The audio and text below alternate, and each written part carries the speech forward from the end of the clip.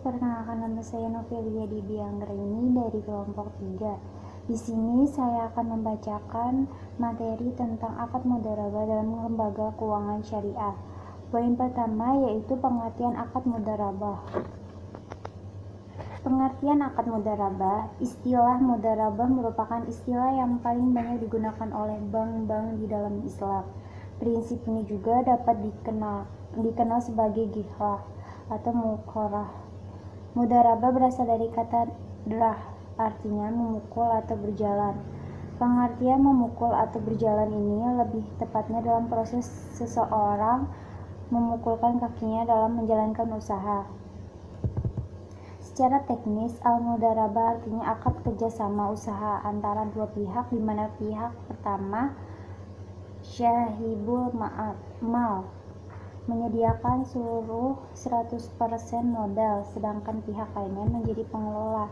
Keuntungan usaha secara mudharabah dibagi menurut kesepakatan yang dituangkan dalam kontrak, sedangkan apabila rugi ditanggung oleh pemilik modal selama kerugian itu bukan akibat kelalaian si pengelola. Seandainya kerugian itu diakibatkan karena kecurangan atau kelalaian si pengelola, maka si pengelola harus bertanggung jawab atas kerugian tersebut. Mudharabah ini hukumnya boleh dengan mengambil dasar, dan yang lain lagi mereka berpergian di muka bumi mencari karunia Allah Subhanahu wa Ta'ala. Dalam ayat tersebut terdapat kata yadribun yang asal kata sama dengan mudharabah, yakni dahraba, yang berarti mencari pekerjaan atau menjalankan usaha. Dalam hadis dari Salih bin Suhaib bahwa Rasulullah SAW bersabda, 3 hal yang di dalamnya terdapat keberkahan, yaitu jual beli secara tangguh, muqarrah, serta mencampur gandum dengan tepung untuk keperluan rumah tangga dan bukan untuk dijual. Menurut istilah mudharabah atau ghirah dikemukakan oleh para ulama sebagai berikut. 1. Menurut para fuqaha, mudharabah ialah akad antara dua pihak, orang lain saling menanggung. Salah satu pihak menyerahkan harta kepada pihak lain untuk diperdagangkan dengan bagian yang telah ditentukan dari keuntungan, seperti setengah atau sepertiga dengan syarat-syarat yang telah ditentukan. 2. Menurut Hanifah, mudharabah adalah memandang tujuan dua pihak yang berakad, yang berserikat dalam keuntungan, laba, karena harta diserahkan kepada yang lain dan yang lain punya jasa pengelola harta itu, maka mudharabah ialah akad syirkah dalam laba, satu pihak pemilik harta dan pihak lain pemilik jasa. 3. Malikiyah berpendapat bahwa mudharabah ialah ibarat pemilik harta menyerahkan hartanya dengan ukuran tertentu kepada orang yang berdagang dengan bagian dari keuntungan yang diketahui. 5. Ulama Syafi'iyah berpendapat bahwa mudharabah ialah akad yang menentukan seseorang menyerahkan harta kepada yang lain untuk ditijahkan. Setelah diketahui beberapa pengertian yang dijelaskan oleh para ulama di atas, dapat dipahami bahwa mudharabah atau ghirah ialah akad antara pemilik modal harta dengan pengelola modal tersebut, dengan syarat bahwa keuntungan diperoleh dua belah pihak sesuai jumlah kesepakatan, seperti setengah atau sepertiga dengan syarat-syarat yang telah ditentukan.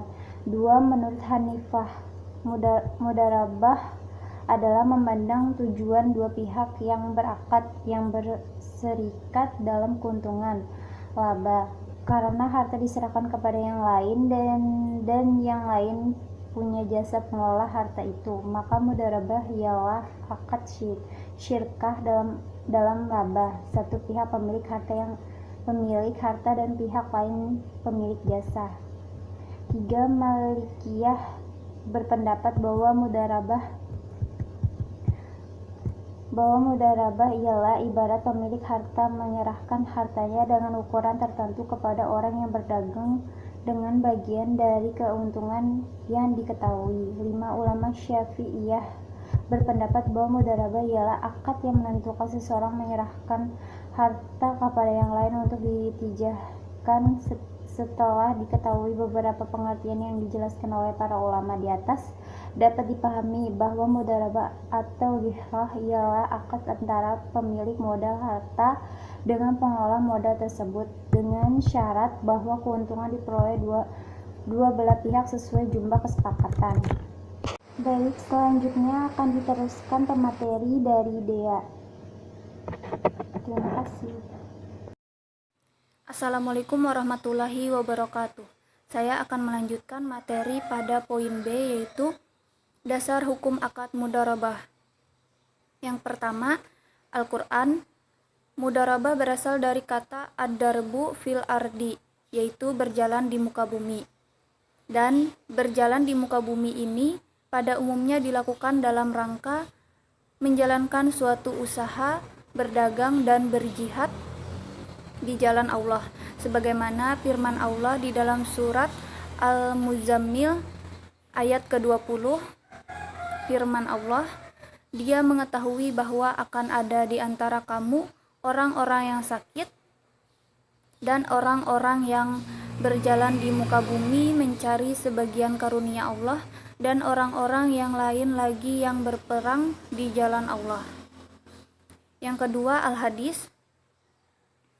Ibnu Abbas radhiyallahu anhuma meriwayatkan bahwa Abbas bin Abdul Muthalib jika menyerahkan harta sebagai mudharabah, ia mensyaratkan kepada mudharib atau pengelolanya agar tidak mengarungi lautan dan tidak menuruni lembah, serta tidak membeli hewan ternak. Jika pernyataan itu dilanggar, ia atau pengelola harus menanggung resikonya. Ketika persyaratan yang ditetapkan Abbas itu didengar Rasulullah, beliau membenarkannya. Yang ketiga, ijma. Para ulama telah berkonsensus atas bolehnya mudharabah. Diriwayatkan sejumlah sahabat menyerahkan kepada orang mudharib harta anak yatim sebagai mudharabah, dan tidak ada seorang pun mengingkari mereka karenanya. Hal itu dipandang sebagai ijma. Yang keempat, kias. Transaksi mudharabah dikiaskan kepada transaksi musaqah. Yang kelima, kaidah fikih. Pada dasarnya, semua bentuk muamalah boleh dilakukan, kecuali ada dalil yang mengharamkannya. Mungkin itu saja. Terima kasih.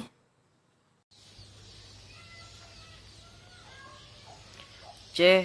Rukun dan syarat akad mudharabah. Rukun mudharabah. Ada beberapa rukun yang perlu diperhatikan dalam akad mudharabah. Imam Syafi'i menyebutkan bahwa rukun mudharabah ada 6, yaitu pemilik modal, pengelola usaha, akad atau ijab kabul antara pemilik modal dan pengelola, harta pokok atau modal, pekerjaan atau jenis usaha dalam pengelolaan harta, dan nisbah keuntungan. Kemudian syarat mudharabah. Adapun syarat-syarat dalam akad mudharabah adalah sebagai berikut. Yang A, pemilik modal atau sahibul mal maupun pengelola atau mudharib haruslah balik dan berakal sehat. Tidak mungkin akad mudharabah terjalin jika salah satunya mengalami gangguan jiwa. Yang melakukan akad mudharabah mampu menyerahkan atau mengembalikan. Yang B, baik sahibul mal maupun mudharib harus mampu bertindak layaknya sebagai majikan dan wakil. Hal itu karena mudharib bekerja atas perintah dari pemilik modal, dan itu mengandung unsur wakalah yang mengandung arti mewakilkan.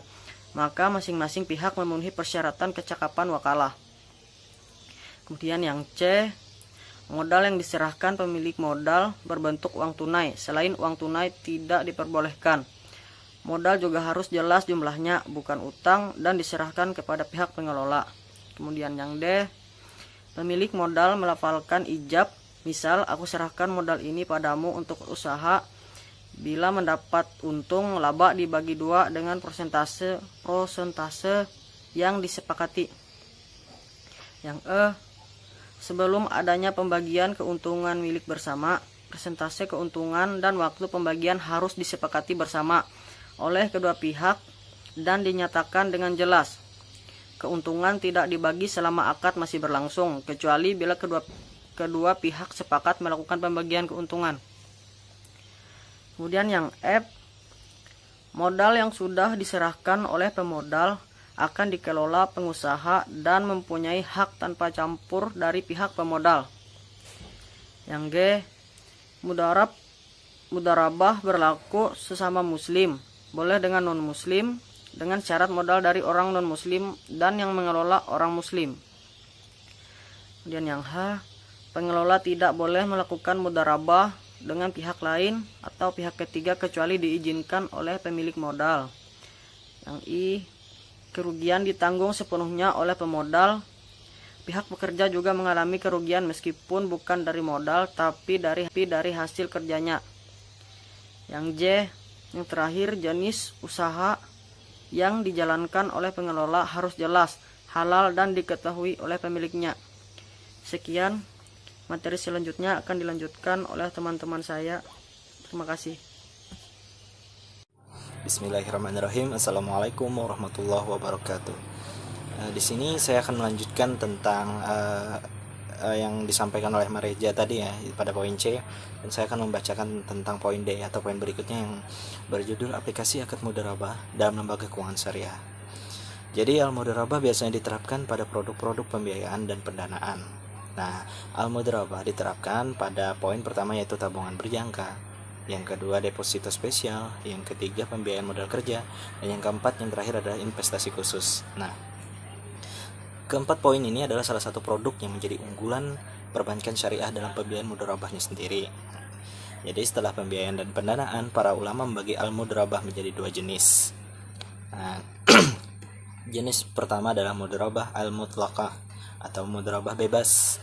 Pengertiannya adalah seperti sistem mudharabah yang dimana pemilik modal atau investor atau sahibul mal itu tadi harus menyerahkan modal kepada pengelola tanpa pembatasan jenis usaha, tempat, dan waktu dengan siapa pengelola bertransaksi. Jenis ini memberikan kebebasan kepada mudharib atau pengelola modal melakukan apa saja yang dipandang dapat mewujudkan kemaslahatan. Yang kedua adalah al-mudharabah al-muqayyadah atau mudharabah terbatas. Pengertiannya pemilik modal menyerahkan modal kepada pengelola dan menentukan jenis usaha atau tempat atau waktu atau orang yang akan bertransaksi dengan mudharib. Jenis kedua ini diperselisihkan para ulama keabsahan syaratnya. Namun yang rajih bahwa pembatasan tersebut berguna dan tidak sama sekali menyelisih dalil syar'i. Itu hanya sekedar ijtihad dan dilakukan dengan kesepakatan dan keridhaan kedua belah pihak sehingga wajib ditunaikan. Nah, berikutnya yaitu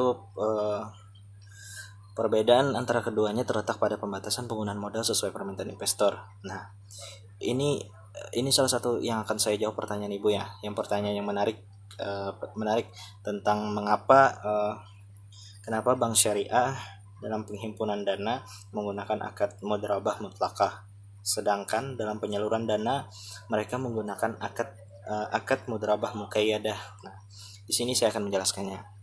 Jadi akad al-mudharabah al-mutlaqah itu memiliki sistem di mana pemilik modal harus menyerahkan modal kepada pengelola tanpa pembatasan jenis. Jadi itulah sebabnya mengapa bank syariah dalam penghimpunan dana itu menggunakan akad mudharabah mutlaqah. Penjelasan lain menjelaskan bahwa akad mudharabah mutlaqah ini merupakan bentuk akad yang tidak dibatasi pada jenis usaha, waktu, dan wilayah tertentu sehingga pengelola bebas untuk menentukan cara ia mengelola modal tersebut. Nah, sedangkan untuk penyaluran dana mereka menggunakan akad mudharabah muqayyadah yang tadi. Di atas sudah cukup jelas bahwa dalam pemilik modal menyerahkan modal kepada pengelola dan menentukan jenis usaha atau tempat waktu atau orang yang bertransaksi dengan mudharib. Jadi singkat saja mengenai analisis penjelasan yang lain bahwa akad mudharabah muqayyadah ini adalah jenis mudharabah yang pada akadnya dicantumkan beberapa persyaratan tertentu. Misalnya hanya boleh digunakan untuk usaha tertentu, di kota tertentu, dan dalam waktu tertentu. Jadi ikatan-ikatan ini membuat akad mudharabah menjadi terikat dan sempit sehingga disebut sebagai akad mudharabah muqayyadah.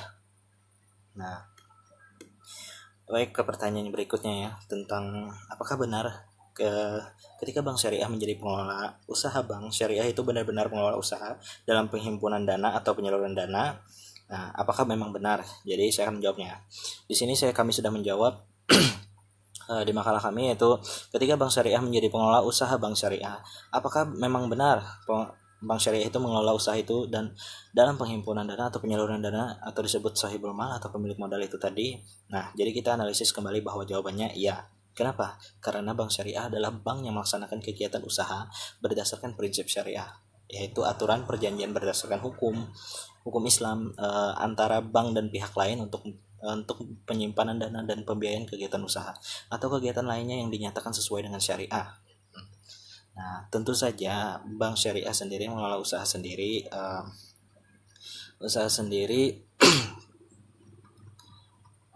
mengelola usaha melalui beberapa aturan perjanjian. Nah, berdasarkan hukum Islam antara bank dan pihak lain, jelas di situ bank syariah atau usaha atau biasa disebut Islamic Bank di negara lain berbeda dengan bank konvensional pada umumnya. Nah, berikutnya itu perbedaan yang kami analisis, yaitu utamanya terletak pada landasan operasi yang digunakan. Nah, kalau bank konvensional beroperasi berlandaskan bunga, bukan berarti bunga itu tidak diterapkan di setiap bank, tapi bank syariah beroperasi berlandaskan bagi hasil atau ya mudharabah itu tadi, ditambah dengan jual beli dan sewa. Hal ini didasarkan pada keyakinan bahwa bunga mengandung unsur riba yang dilarang oleh agama Islam. Menurut pandangan Islam, di dalam sistem bunga terdapat unsur ketidakadilan karena pemilik dana mewajibkan peminjaman untuk membayar lebih daripada yang dipinjam tanpa memperhatikan apakah peminjam menghasilkan keuntungan atau mengalami kerugian. Jadi berikutnya adalah sumber dana yang terlihat pada sisi pasifa neraca atau yang disebut pula dengan manajemen pasifa atau liability management. Adalah suatu proses di mana bank berusaha untuk mengembangkan sumber-sumber dana yang tradisional melalui pinjaman di pasar uang atau dengan menerbitkan instrumen utang untuk digunakan secara menguntungkan, terutama untuk memenuhi alokasi yang produktif. Jadi begitu. Jadi yang terakhir adalah sumber utama dana bank syariah ya. Sumber utama dana bank syariah adalah modal inti atau bisa disebut dengan bukan disebutnya, tapi sumber utama dana bank syariah adalah modal intinya atau core capital dan kuasi ekuitas, bukan disebutnya. Jadi modal inti adalah modal yang berasal dari pemilik bank, yang terdiri dari modal yang disetor oleh para pemegang saham, cadangan dan laba ditahan, sedangkan ekuitas adalah dana-dana yang tercatat dalam rekening bagi hasil mudharabah itu tadi ya, bagi hasil. Jadi kita analisis sedikit tentang modal inti ini yang berfungsi sebagai penyangga dan penyerap kegagalan atau kerugian bank dan melindungi para kepentingan para pemegang rekening titipan yang disebut wadiah ya, atau pinjaman atau qard, terutama atas aktiva yang didanai oleh didanai oleh modal sendiri, dan dana-dana wadiah atau qard, dana-dana rekening bagi hasil sebenarnya juga dapat dikategorikan sebagai modal. Inilah yang biasanya disebut dengan kuasi ekuitas. Oke. Itu adalah sedikit tentang aplikasi akad mudharabah ya, aplikasi akad mudharabah dan lembaga keuangan syariah. Nah, bisa kita lihat tadi bahwa mudharabah itu memang terbagi menjadi dua ya, yaitu al-mutlaqah dan al-muqayyadah. Jadi sudah saya jelaskan. Oke, mungkin sampai di situ cukup dulu. Kalau ada salah hilaf dan saya mohon maaf. Kurang lebihnya wassalamualaikum warahmatullahi wabarakatuh.